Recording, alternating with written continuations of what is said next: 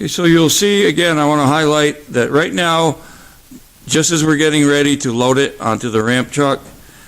it's sitting on dollies on the front and the rear. So obviously when you unload it, you'll do just the opposite. So when the ramp truck starts to load it, he'll put the tail end of the ramp underneath the front of it, right here, and he'll lift the front up and we'll take those dollies out from the front. Then he'll start pulling it towards the ramp truck, onto the ramp truck. It will roll on the dollies in the rear, and it'll keep sliding on the bed of the ramp truck in the front and on the dollies in the rear. And then as it gets towards the end, the ramp truck will take over all of the weight of the treadmill, and you take the two rear dollies out, and then you slide it the rest of the way onto the back of the ramp truck and lower it. One thing I want to point out now, and I will point out again when we do it, is you have to make sure to leave about 3 or 4 feet hanging over the back of the ramp truck. What that allows you to do when you're taking it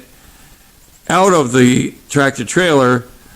you'll back over to put it on the dolly, so you'll be able to load it or tip it down and put one end on the dollies and keep pushing it away and slowly letting it off, and then right at the end you'll put the other 2 dollies on the end that was on the ramp truck. So it's very critical that you leave 3 to 4 feet hanging out over the back of the bed of the ramp truck,